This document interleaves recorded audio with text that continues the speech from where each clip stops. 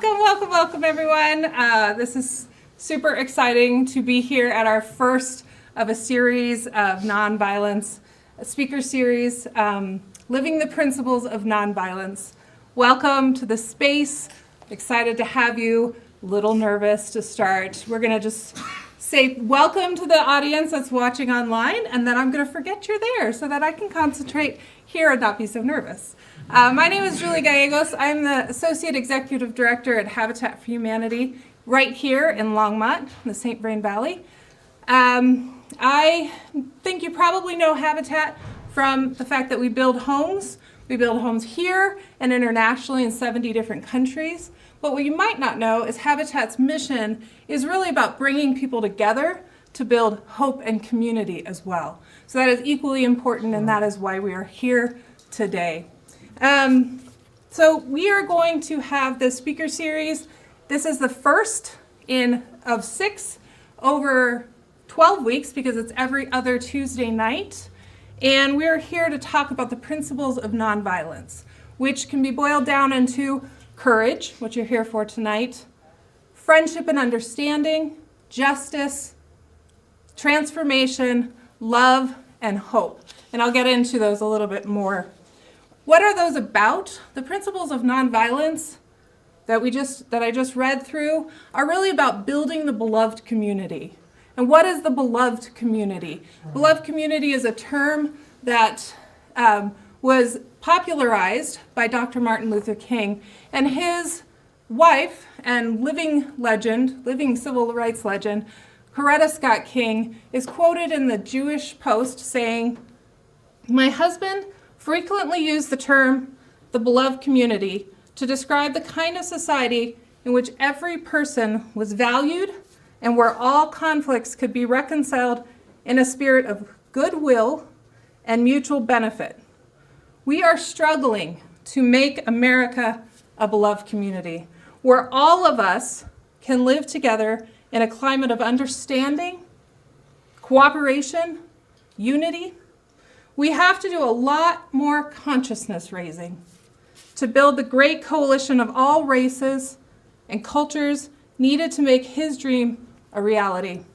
We must work together with energetic determination to build new bridges of understanding, trust, cooperation, and goodwill between our communities." So that's what we're here tonight. We are here to talk about the beloved community. You all have committed your time to learning these principles and learning with us tonight, and then applying those in building the beloved community that Dr. Martin Luther King Jr. talked about. I represent Habitat for Humanity. We are here organizing, but we are also grateful to our partner with Central Presbyterian Church, who has helped to put this on. And then we have a lot of really great people who are endorsing this as well, organizations. The Executive Committee from African American Cultural Events, Longmont Multicultural Action Committee, El Comité, Bright Collaborative, the Center for African American and African Studies of CU Boulder, I Have a Dream Foundation of Boulder County, the Heart of Longmont, Nepali Jatra, Asian Pacific Association of Longmont, and the Center for People with Disabilities. So thank you to all of them and all of those organizations for supporting and helping to promote this. The principles, or the series we'll be talking through all of the principles in this series, and we'll be doing that with this live studio audience. We also are streaming this, and we also have it on Channel 8, and it will also be recorded. So if you miss one, you can't come every single other Tuesday night. You can always watch this at your own convenience after the fact as well. If you are watching online and you would like to be in this studio audience the next time, if you go to Eventbrite and look for Nonviolence in Longmont, you can get a seat, although I tell you to do it quickly because they are filling up fast.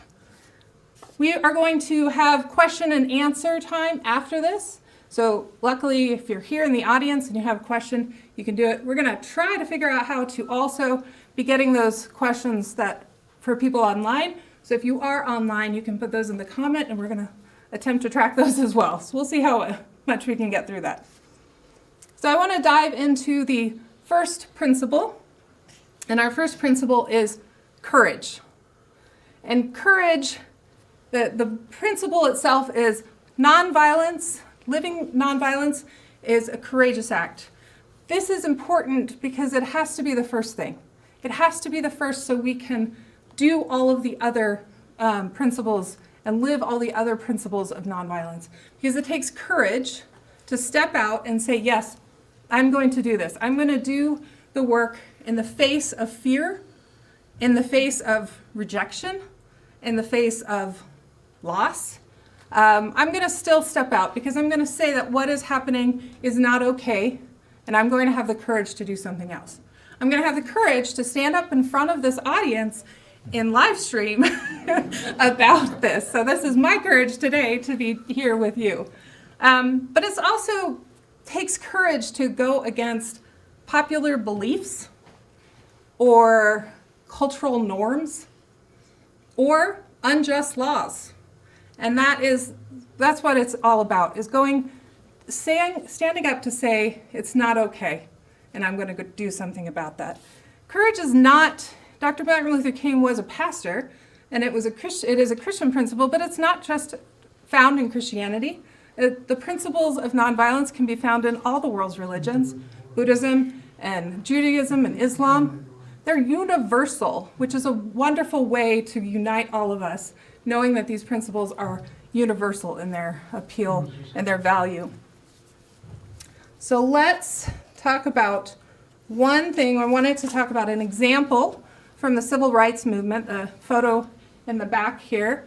When I think about courage from the civil rights movement, my first thought is of the Greensboro Four. So in the 1950s and before, if you walked into a restaurant in the South, there was a sign for where you could sit, depending on the color of your skin. And I'm going to say restaurant because it was lunch counters, and we don't have those anymore. I don't even know what that meant.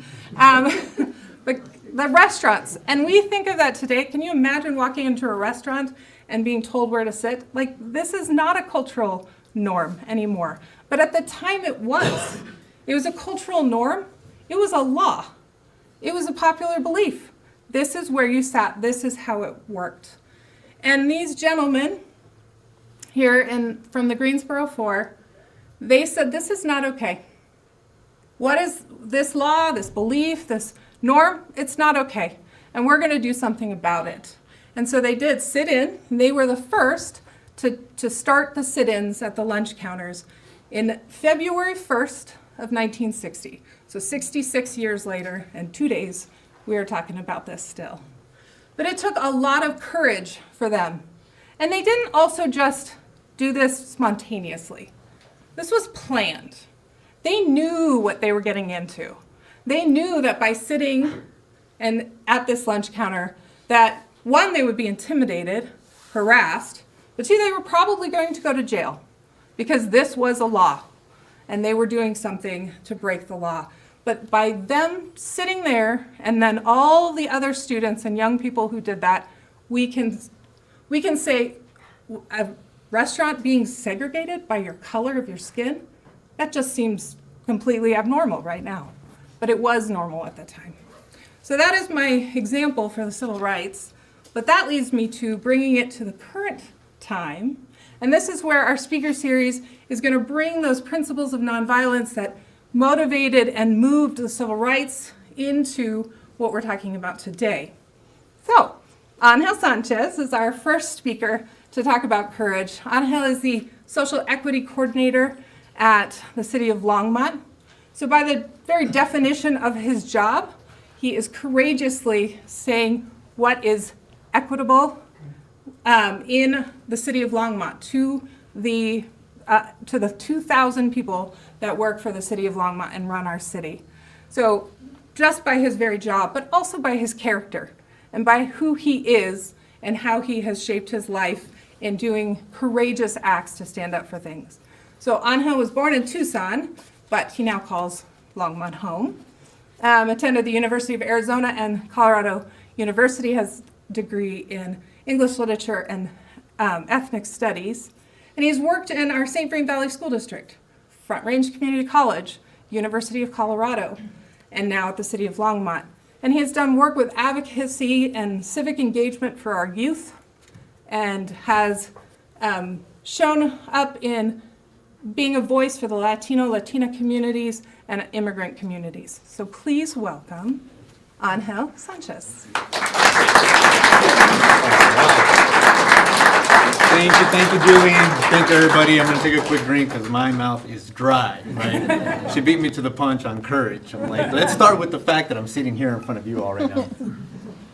Thank you so much for joining us this evening. I'm really excited to have this opportunity to, have this conversation with you all and share a little bit about my experiences as they relate to courage, and really what I have seen evolve in my understanding of it, and where I believe it posits us in this moment in time as a necessity, right? It's really a need to find the ability to say, I can do more, I am more, and with that responsibility and that privilege and that power, I will do more. And so that's really important. And so when I was thinking about this and thinking about courage, I kept thinking about what do I want to talk about? What do I want to say? And the only thing that kept coming back to me is like, tell them that your heart's beating fast inside of your chest right now, right? But nothing else was coming, and I'm like, why? And I realized because I was trying to force it. I was trying to find a definition of courage that was given to me instead of created by myself. And I think that's really important to acknowledge, because so much of what we navigate in our world is so unique to ourselves, right? In fact, every single thing we navigate as one individual in this world is unique to ourselves. But we are often grouped together, right, for a variety of different reasons, whatever those might be. So when I started thinking about courage, I started thinking about, well, how did you learn those things? How do you know that? Where did you find the opportunity and ability to understand those differences, to accept those differences?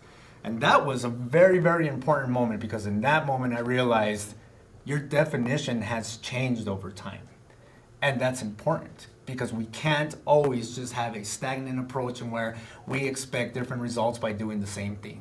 And so sometimes even the courage that we have, even the courage that we draw, right, can be drawn from different sources for different reasons and in a variety of different ways. And so I wanted to talk a little bit about that, about where does courage really come from? Where is it born from for us, right? How do we express it?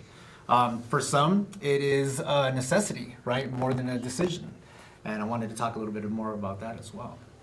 But obviously, we're celebrating the principles of nonviolence of Dr. King, and I just want to also acknowledge that we are also celebrating the very beautiful Black History Month right here in February, and so just I can't express enough how grateful I am for this opportunity to share this with you all.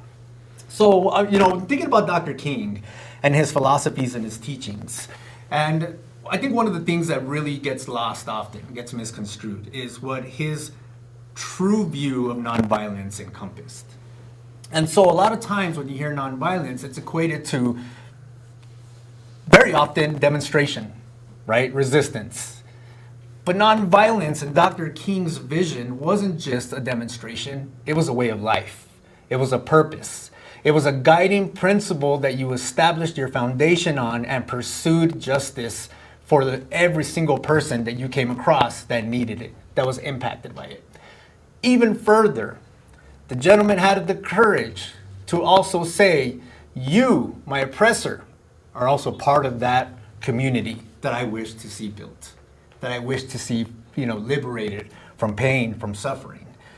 And it took courage in that time for him to even approach that principle in that way. And we know by examining history how much violence, right, how much torment was experienced by people of color during those times. And so for an individual to look at the oppressor who was directing that type of action and activity towards him and say, despite it all, I wish to share a space of love with you. That was truly courageous. And that is truly what helped beset my understanding and my goal of being courageous.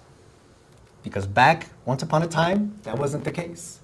So I want to talk to you a little bit. I'm a storyteller. I love telling stories. So I'll tell you a little bit about my story and really how courage came to be for me. Growing up in a Latino household, as a young kid, I grew up around a lot of men with very deeply entrenched masculine values.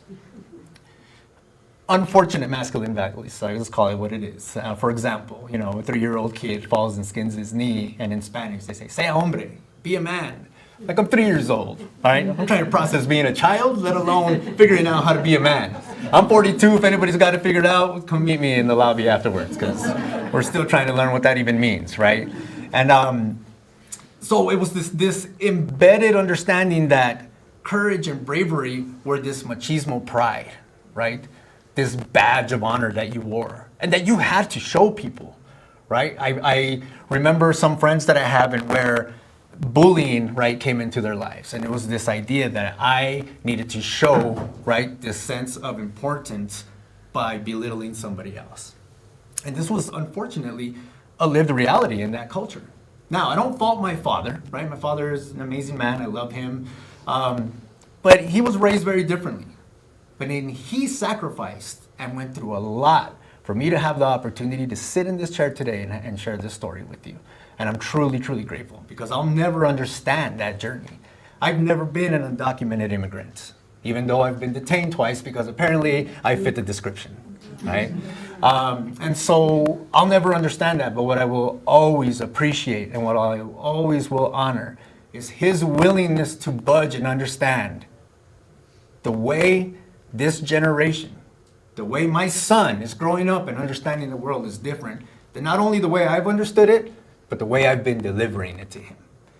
And so for my father, this very rigid man who held strongly and firmly to his beliefs and his values, knew he had to crack. He had to crack that shield. If I want to maintain my relationship with my son, I can no longer continue to inundate him with these ideas of this is the way a man is supposed to be. And in that, I saw a softening in him.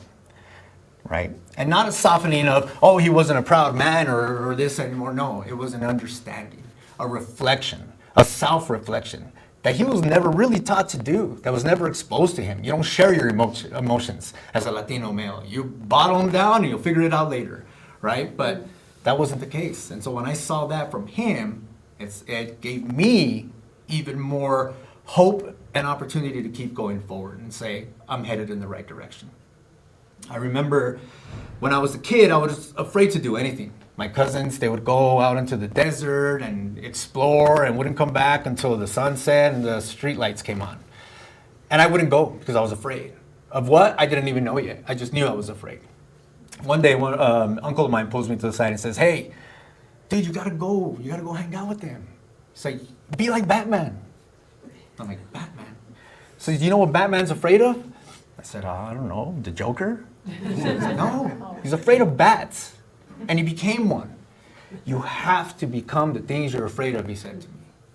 Go do what you're afraid of, and that thing's not gonna be scary anymore.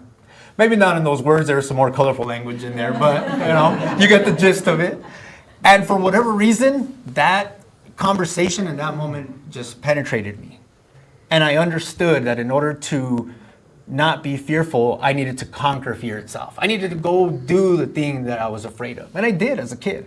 I remember I went to my local swimming pool and dove off the diving board. And I dog paddled for my life to get to the edge. And when I did, I was panting. I looked up, the lifeguard says, don't ever do that again. We're on the same page, no worries. Yeah. But I was giving myself an opportunity to take risks, right?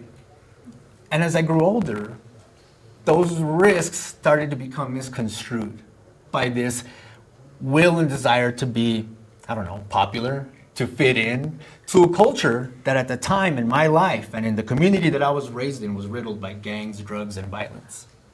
And so if you wanted to fit in, you played the part.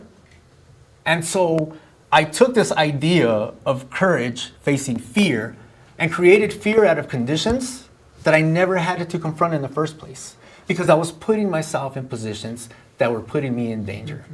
And I thought that those moments in time were showing me what courage truly was. And boy, was I wrong, right? It took a lot of work and a lot of experience for me to realize the way you're headed is not the right way. And so I got to community college and I said, you know what, I'm going to get involved in an issue that matters to me. My mom and dad were both undocumented immigrants once upon a time. I'm going to start looking into immigration as a cause. And boy, was my conception of courage flipped on its head. You see, I always believed in the literal definition of courage, in that it was the will to show strength, right, in the face of adversity, in the face of pain, in the face of fear, right? This willingness to stand up and, give it the lion's roar, right? But it wasn't. That wasn't it.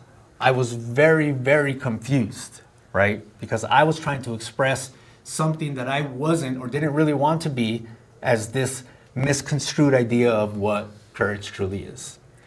And I realized, and this was one of the hardest things to do in my life, that in order to really live up to a definition of courage, a nonviolent definition of courage, I had to walk away. And in that environment, under those circumstances, walking away is not always easy, right? It was a conscious decision that you had to make. And I did. And I opened up books and started to learn and started to explore and started to discover realities and cultures that aren't mine, right? Because of my view was so narrow and really was so informed by so many things, but culturally I hadn't had the experience to really understand, how do others live? How do others feel? And more importantly, how are others suffering? And so I started to investigate and learn. And I realized in that moment, when I was sitting in a library reading a book, right, about Dr. King's history and this fascinating relationship, complex relationship with Malcolm X, right, I knew in that moment that what I was doing in that library was courageous. For this reason, coming from a background of over 60-some cousins. My mom was one of 13 kids, right? So we had a big family, and I'm one of 5 out of those 60 that made it to college. And in that culture, instead of this celebration and this propping up, there was this belittlement and knocking down of you because you made it, right? You made it to this next peg that I'm not at, and I probably don't believe I can reach. Well, now I got to start belittling you so I can feel better about myself. And then I started having those conversations with my family, that what you're doing right now is knocking yourself down, right? And so how do you find the courage to say, everything that I've done up to this point needs to change and shift? And change is scary. Change is terrifying. But that ability and that willingness to change, that truly was courageous, right? And I saw some of my cousins do it. One of them ended up heading out to the military and served President Barack Obama as his security detail, right? And that was amazing. And he'd come home like it was nothing. And me, I was like, dude, you're over there watching Obama golf. He doesn't let you golf, but you're watching him golf, right? And he didn't golf as often, I promise, right? We remember, yeah, we know. But it was this idea that our realities that have been formed for us in so many ways, by our culture, by our families, by our education or lack of an education that mirrored our lived reality, the color of our skin, right?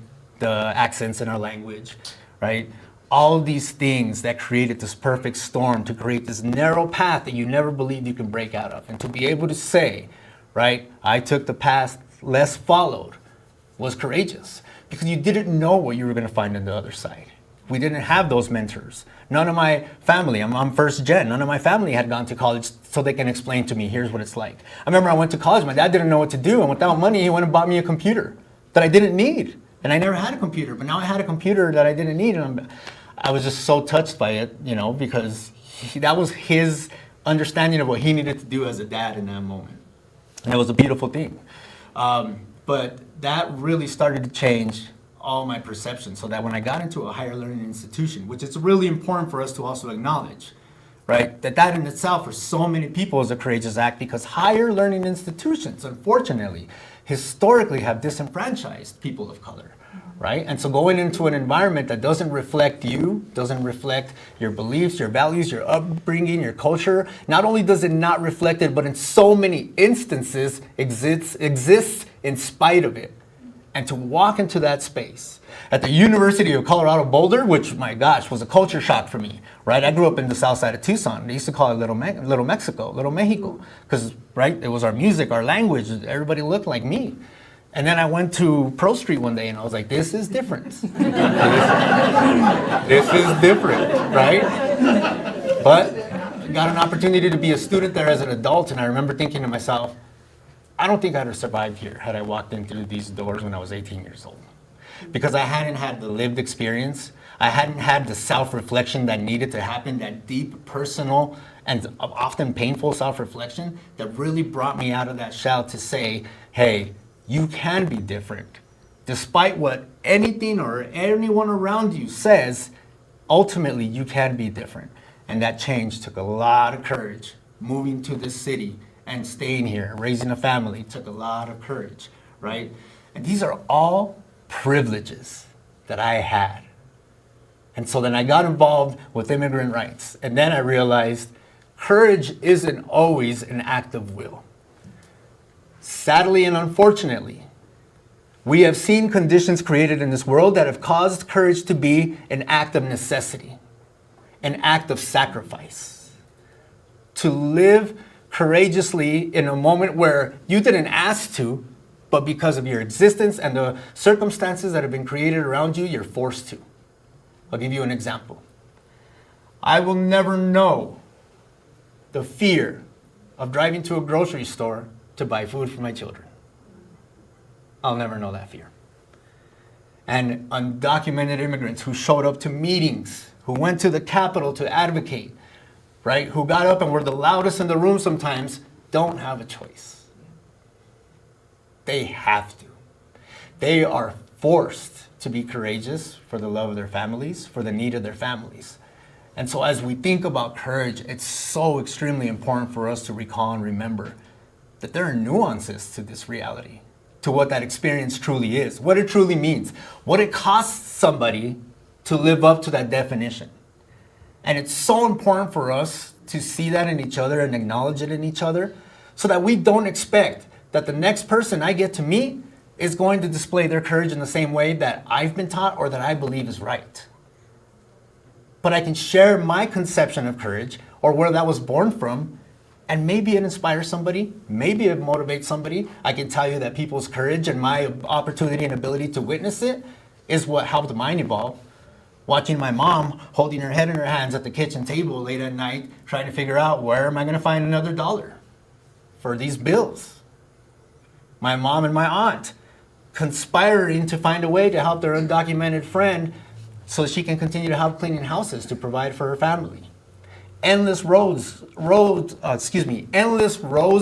undocumented immigrants that walked through my backyard in the summers in Tucson, Arizona, who had just made over a 380-mile trek through absolute despair and almost certain death for a better opportunity. The courage to make that trek because you had to. Not as just an act of sheer will, but an act of need. And so when I think of courage, I always constantly remind myself that there's no one definition. But if we can lean into courage in the way that Dr. King did and say, this isn't just an act that comes up in the presence of fear.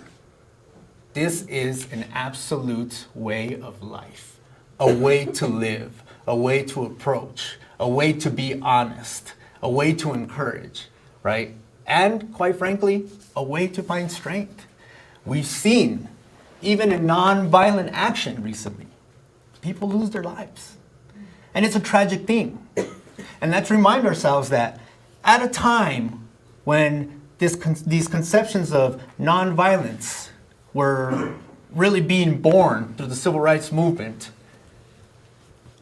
that in those moments, the violence was far greater and more regular, right? It happened so consistently and constantly that you knew going into that's what you needed to expect. And so the shock of what we witnessed recently was because we've been removed from that. That's our privilege. That our opportunity and our ability to go out there and protest against what we see is wrong, to go out there and fight for social justice, our path has been made far easier. It doesn't mean it's easy, doesn't mean it's not hard, but it's been made easier by individuals who were courageous enough to adopt these concepts of freedom in the face of absolute adversity and to say, I wish to apply these concepts of freedom to absolutely every single being that I encounter and that I will share space with. And that is a phenomenal thing to think of. So as we go out there and we pursue social justice for our marginalized communities, for our families, for ourselves, that we remember that, right? Somebody courageously sacrificed themselves once upon a time without knowing that you one day would pick up the mantle and carry it on. But somebody did that out of necessity. And we owe it to ourselves and to all those people who paved that road for us to ensure that not only do we accept this as a responsibility, a privilege and an opportunity, but as an act of sheer will and, quite frankly, an act of necessity. Because that is what this calls for. These moments of despair for anybody, anywhere, calls for courage. And it calls for us to examine their courage, right? And highlight it for them. And to know that you are the owner of your own journey. And we are here but to be guides whenever you need us, right? And for a lot of us, it takes courage even to say, I need help. And so we have an amazing opportunity. I want to share a little bit with you about something that Dr. King wrote, because I think this is really, really important. But there's this quote that kept popping up in my head, and I kept thinking about it. I was watching a clip from the Grammys, and then it popped up again, and I was like, that's a sign. I don't know how many of you are hip to Bad Bunny's music, but the gentleman made history by winning a Grammy, and the first all Spanish in that category, which is pretty phenomenal in itself when you think about it. But Ricky Martin, another Latin artist, wrote him a letter, and in that letter he said, "Courage is where fear and hope coexist." And if we can understand that hope is really what courage is born out of, then fear won't overtake it. But when those two things come face to face, courage is what is created, and courage is the opportunity. Because you could very easily say, when you come to that pass, this is not for me. And yet at the end of the day, no matter what happens to one single person, it happens to all of us collectively. So when we think about that, just know that it's not just our fear.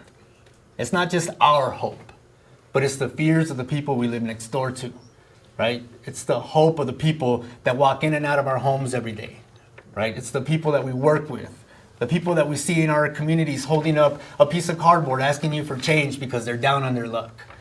Whatever it might be, Whenever that convergence of fear and hope are present, that's where courage can be born.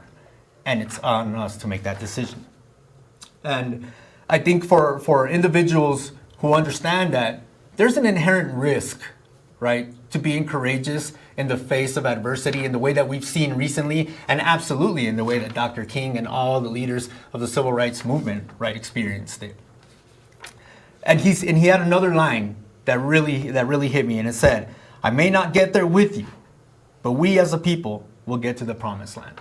And those are words from an individual who knew I might not see that day because of the things that I'm saying and because the things that I'm doing are not popular, but they're absolutely necessary. And his faith in that never wavered. And not only because he was a student of Christianity and religion, but because that's where his heart was, And that's what drew people to. Powerful voice, oh my gosh, like poetry in motion. But it was that heart, that understanding. And quite frankly, it's important to also acknowledge that that's also what drove some people away. And so when, brings me back to when we find that opportunity, do we become part of the solution, part of the support, or do we just walk away? That's a challenge, That's a challenge for every single one of you, every single one of us to make for ourselves. And it may be different from instance to instance, You take me to watch a scary movie, I might feel different about that than if you take me to No King's March, where I'll be far more comfortable, With or without popcorn.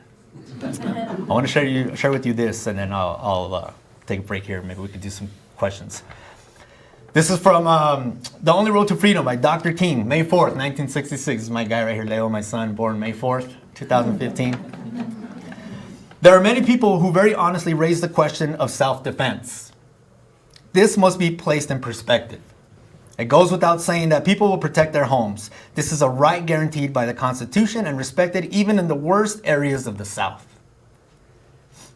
But the mere protection of one's home and person against assault by lawless night riders does not provide any positive approach to the fears and conditions which produce violence.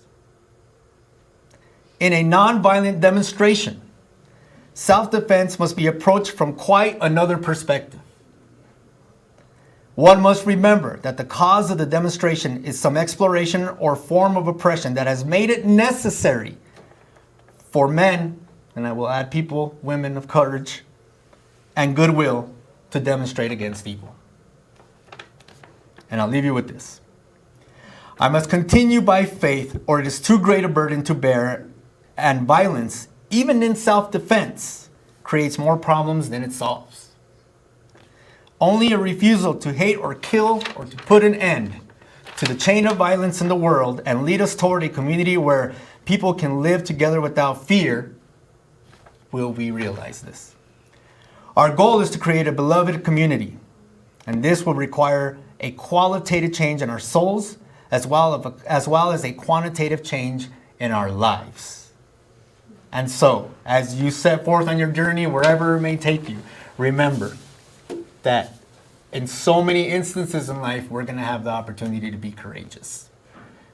And in the instances when we're not, we can find the opportunities instead of waiting for them to come to us, especially when we think about how many people are suffering and how much privilege and opportunity we hold to be a part of their solution. So thank you so much for listening to me speak tonight. I really appreciate you all coming here. And happy to answer some questions if we have any.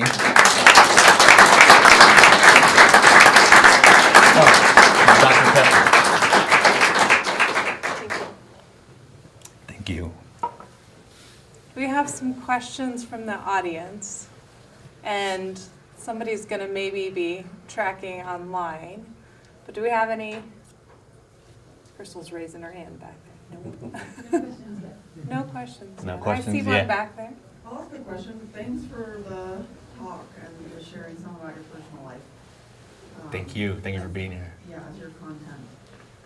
I'm wondering about our relationship with convenience in this current state. I'm thinking about Dr. King's study with Gandhi, who got people to stop buying something en masse and start collecting their salt and not buying it. And the bus boycott was a year of highly coordinated efforts to not use the bus for a year. And I'm very concerned at how systemic our consumption is. And I'm wondering if you had an ask for society to put down a convenience that you see would have the biggest benefit on reaching this beloved community, what you would say we could do. Thank you so much for sharing. May I ask your name? I'm Erica. Erica, thank you so much for being here and for that question. And listen, before we go on, I should have said this at the forefront. I'm no expert in this subject, right? I'm merely sharing with you my experiences and what I believe could support, right, our advancement of social justice. But, and thinking about that question, you're absolutely right.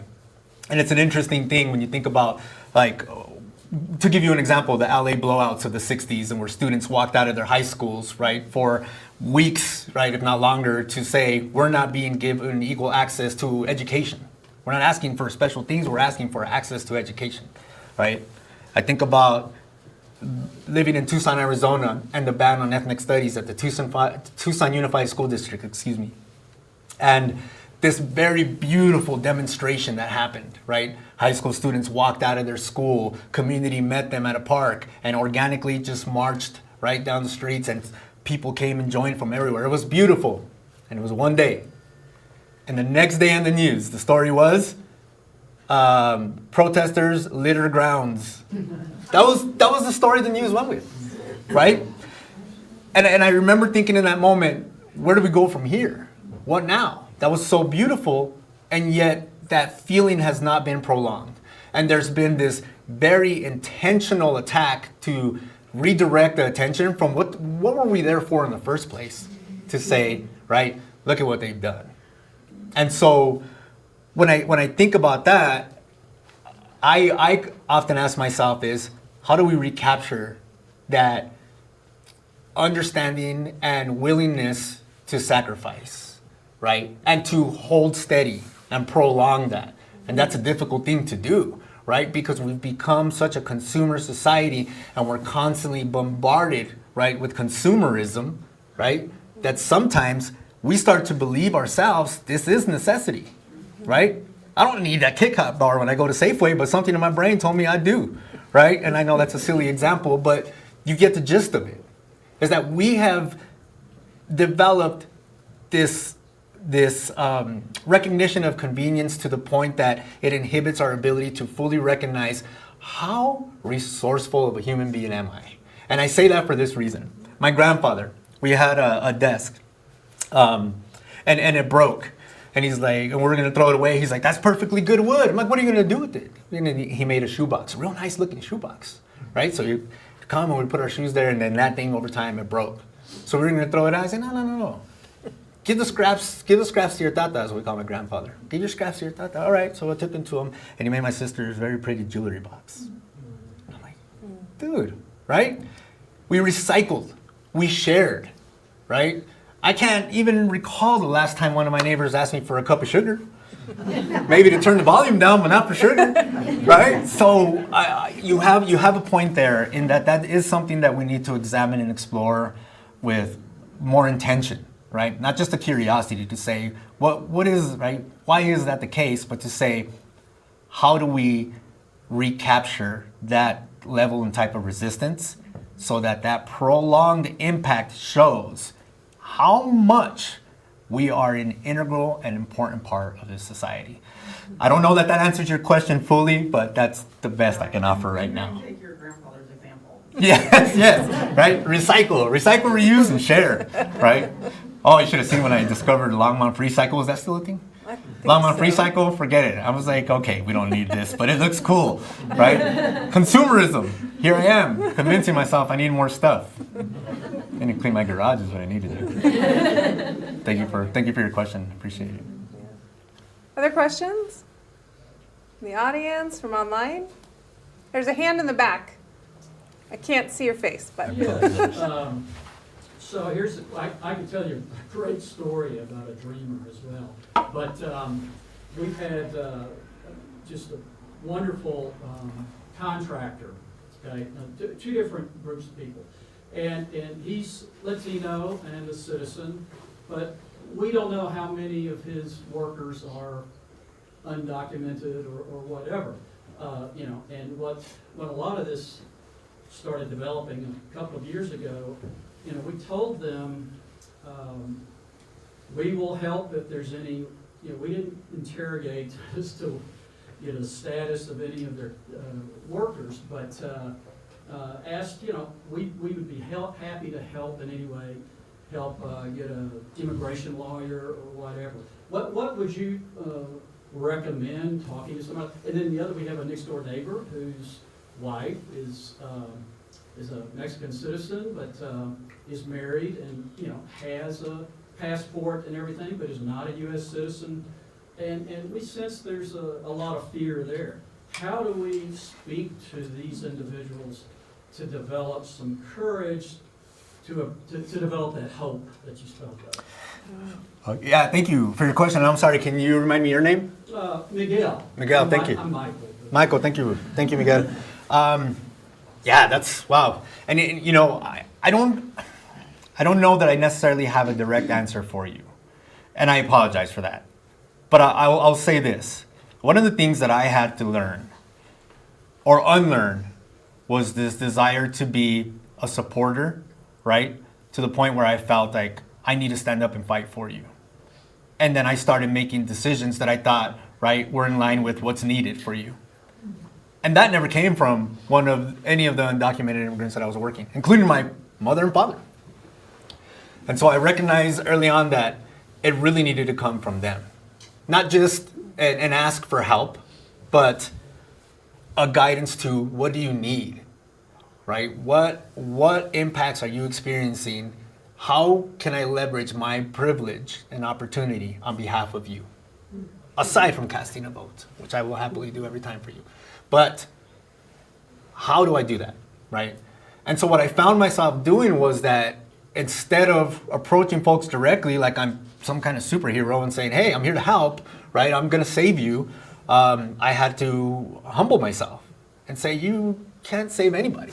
You have to be part of their journey in how they see you fit into it, right? Now that doesn't mean that I didn't take on immigration work independently, right? And some things that we knew we could actually advocate for, right? But ultimately, until the voice of our immigrant community was the one driving my actions or my support of any actions, I wasn't really pursuing social justice for the immigrant community.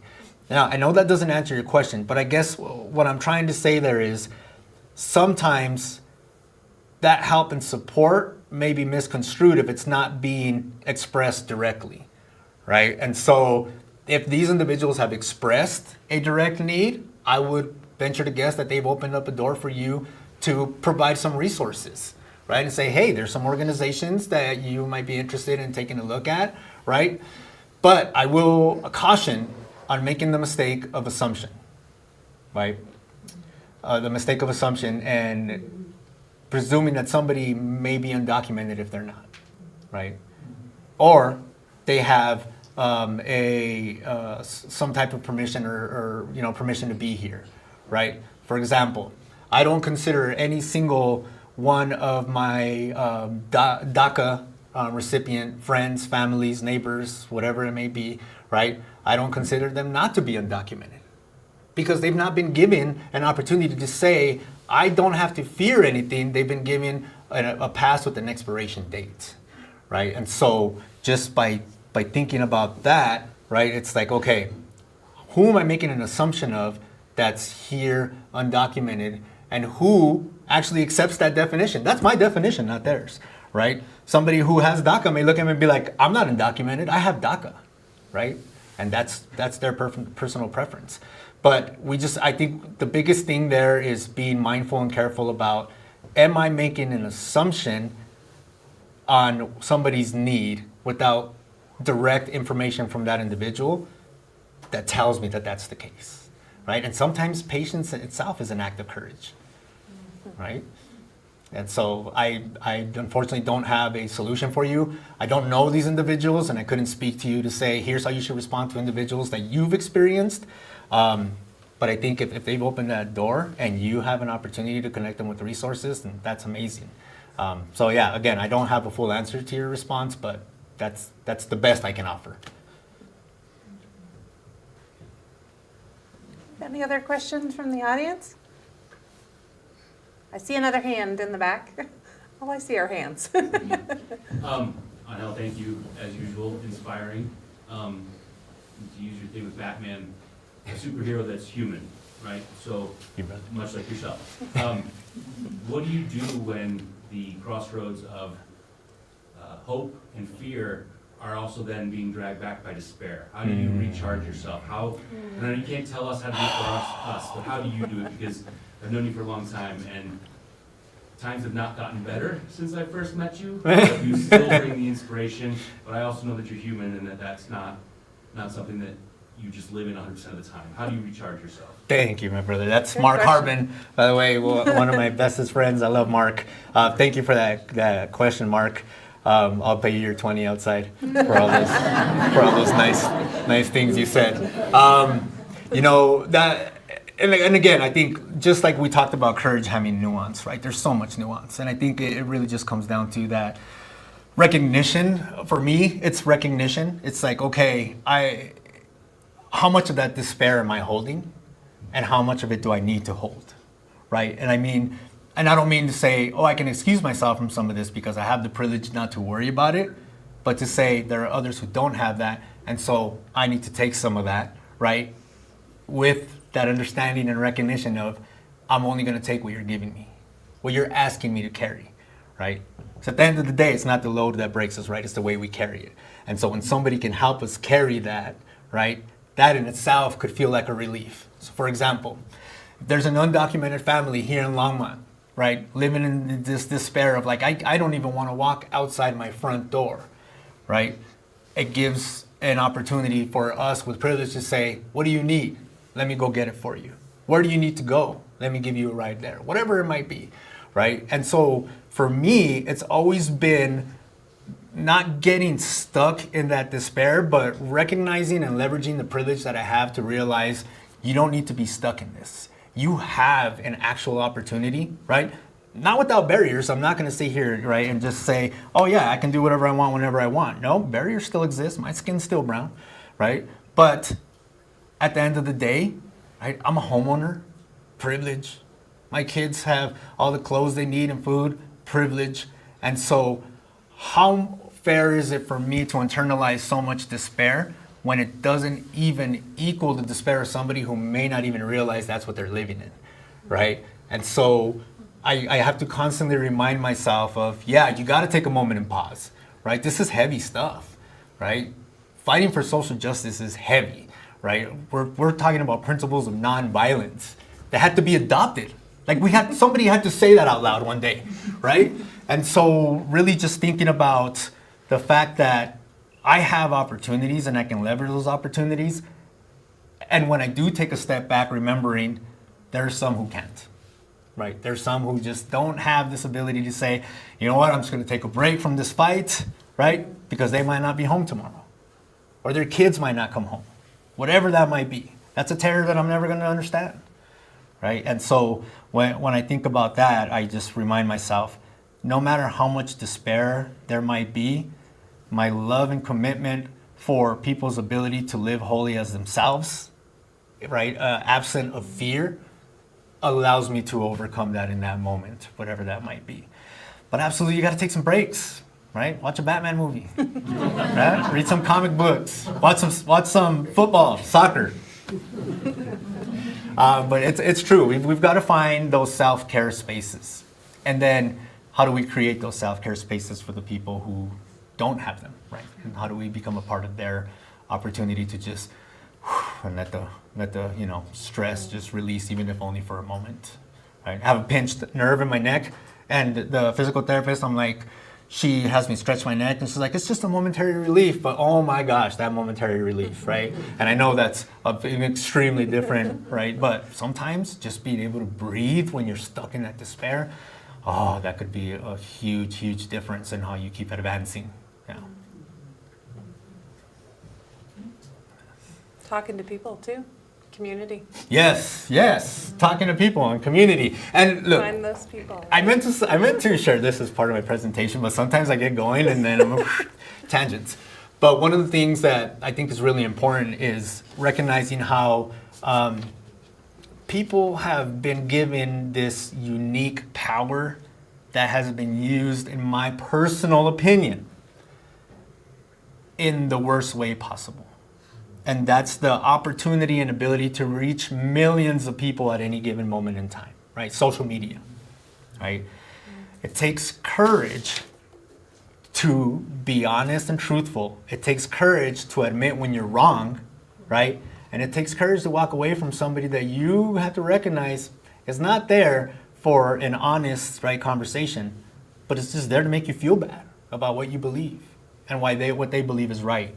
And so, when talking to people, be careful with those spaces, right? We're living in a society now where facts are not what people base their reality off of far too often anymore. It's based off of that opinion of that person that I like what they said and how they said it, and so now that's my fact, right? Opinion expressed as fact, and that's dangerous. And so talking to people, talking to community, but be careful putting that out there, right, sometimes, because that community online sometimes can be very unkind. And if you're navigating that place of stress and despair, that could put you in a very deeper hole, where you went looking for some relief and some support, and you ran up against the opposite. So I'll just say, the face-to-face experience, right? And all of you at home too. Yeah. Hello. Thank you so much for sharing. And I'm just curious, here in Longmont, like, we're in our community, in our government, like, where are some like areas that you see like folks showing courage or you're like excited about or, you know, like part of that beloved movement? Yeah, thank you. And I'm sorry, your name? Chris. Chris, thank you so much. Yeah, there's tons of spaces, right? There's a room full of folks here that navigate those spaces on a regular basis, right? My wonderful friend Julie, as you can see, is helping to co-create some of those spaces. And there's some members of a group that I'm a part of, ALMAC, that are really, really, right, expressing that courage. And simply by living into their values and what matters to them, right? We got a group of folks and organizers here who had some complexity with an organization they were navigating, and instead of folding and packing up, they said, no, we're going to carry on what we're doing, and showed courage by saying, we're going to rebrand, and we're going to keep our faith strong and keep moving forward and keep supplying these events that are critical and important, not just for the people that that are mirrored in it, but all the people that need to learn it. And so it's everywhere. I just to point out a couple of names, obviously because we're sharing the space, Habitat for Humanity, ALMAC. But I'll say this, and I'll share this part in that I think one of the interesting things that I discovered working in the space of government, and let me reframe that, doing equity in a space of government, right, is that it felt very contradictory, right? I'm like, wait, this is where it was born, right, and it's where it's evolved and sustained, and yet here we are trying to contradict ourselves in a way, in the best way, because it needs to happen, right? But I'll say, for me, the city's willingness, the council's willingness to adopt equity as a value is courage, especially when you see the villainization of DEI, right, across the country. Went to a national conference, and we're sitting in a room of leaders from different jurisdictions across the U.S. They asked the question, how many of you have had to change job descriptions? Our hands were the only ones that didn't go up. And so to have the courage to say, we're committed to equity, and we're going to continue to be committed to equity, despite this rhetoric that you've created around it, I think is really important.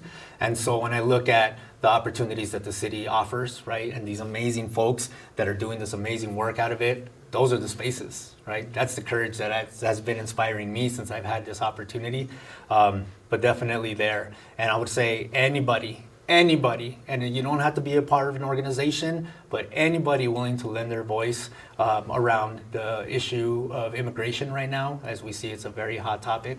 And that doesn't mean it replaces any other hot topics that were still there and are still there.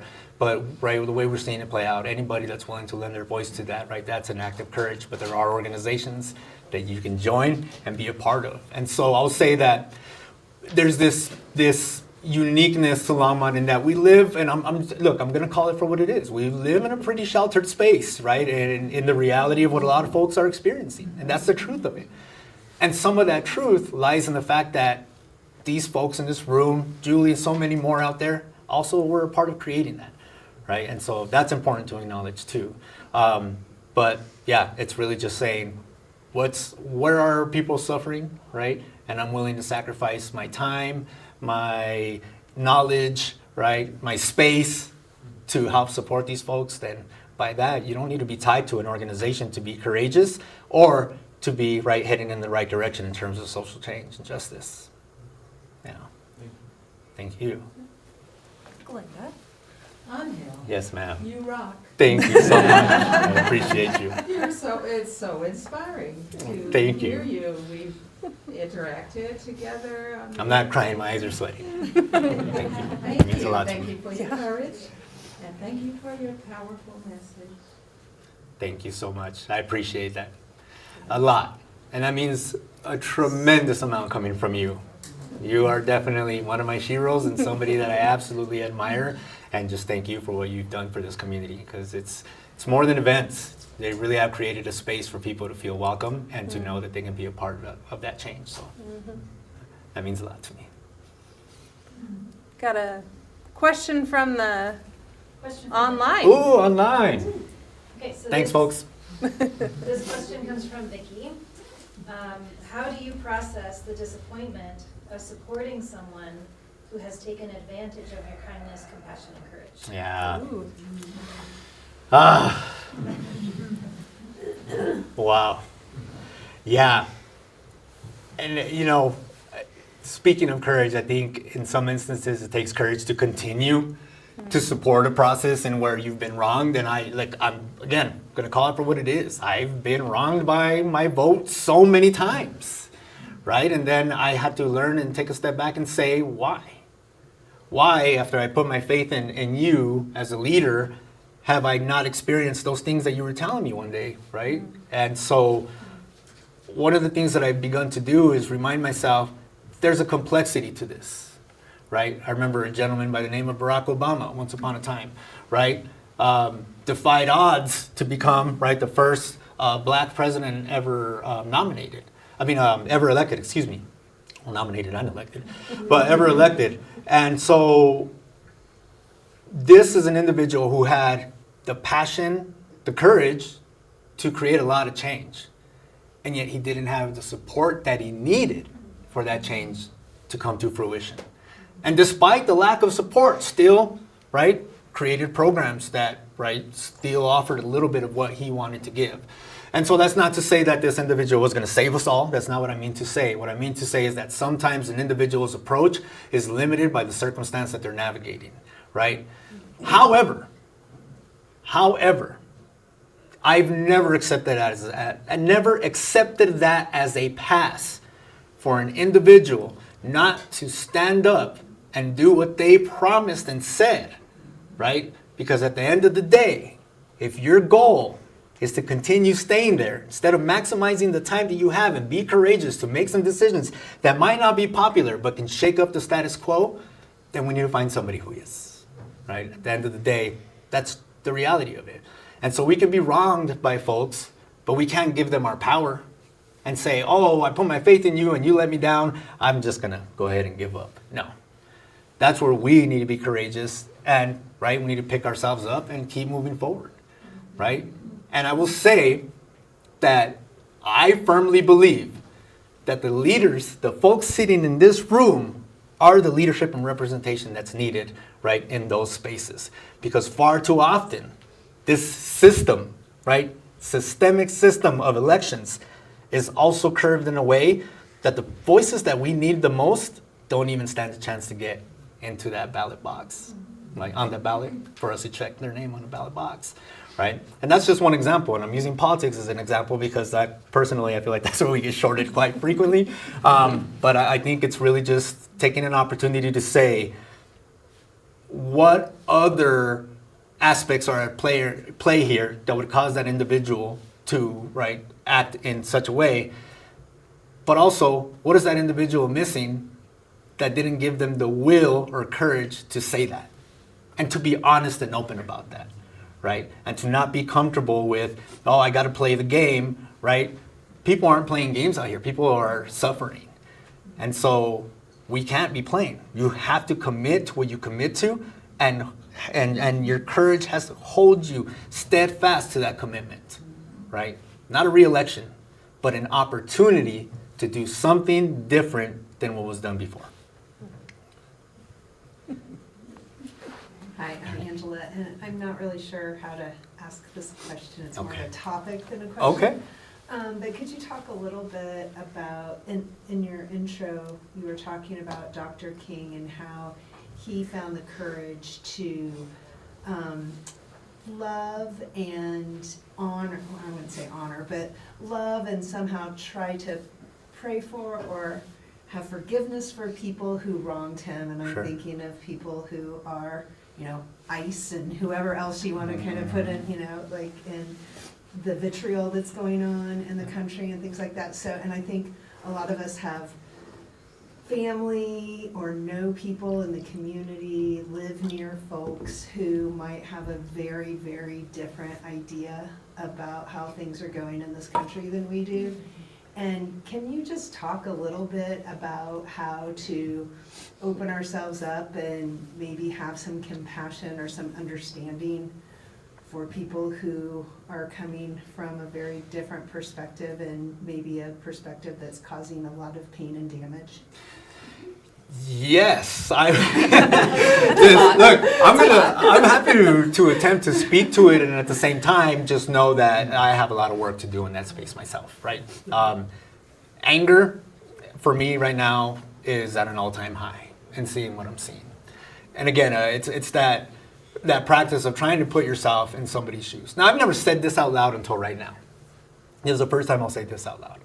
But I look at some of these ICE agents, right? And I'm angry, and in that anger, I find myself asking, who are you?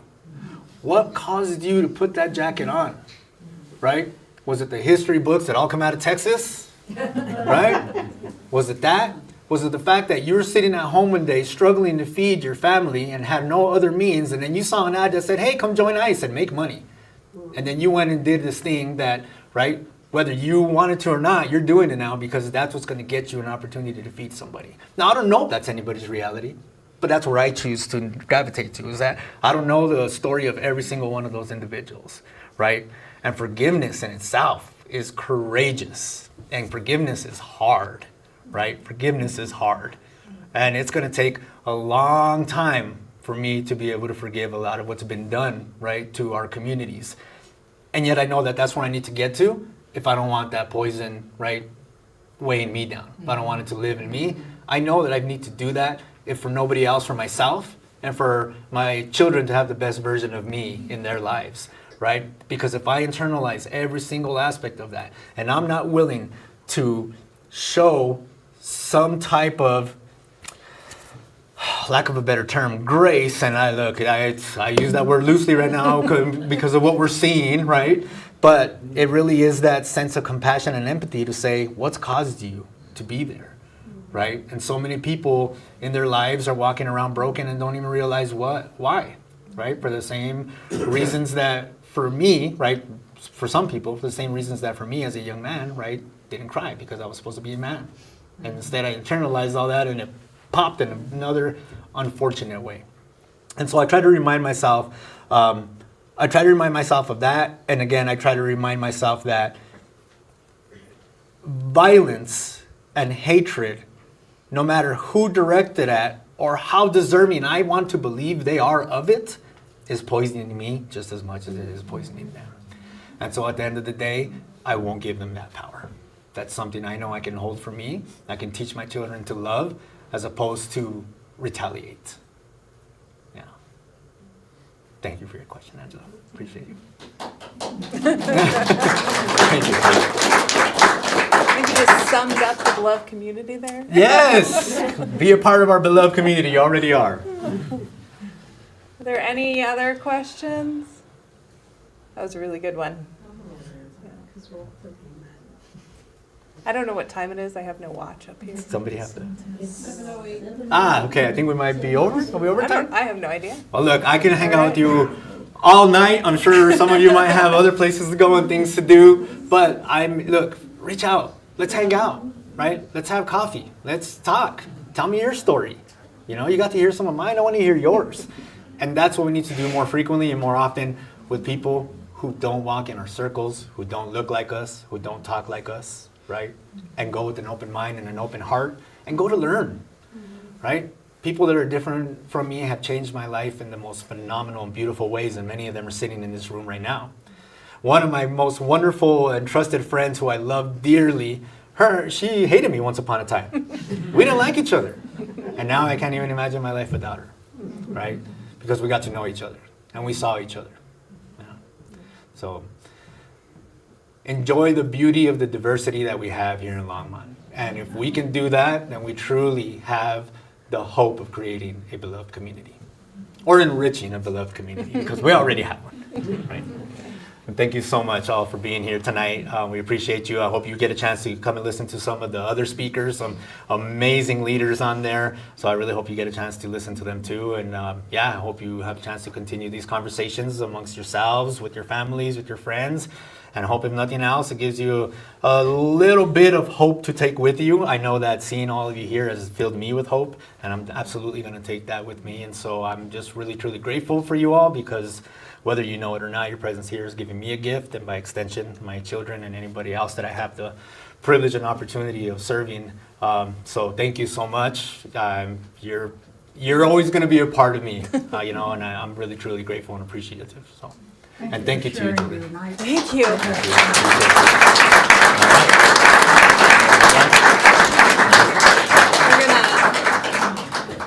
If you are here in our studio audience, we have just some refreshments if you want to stay and talk and get to know each other.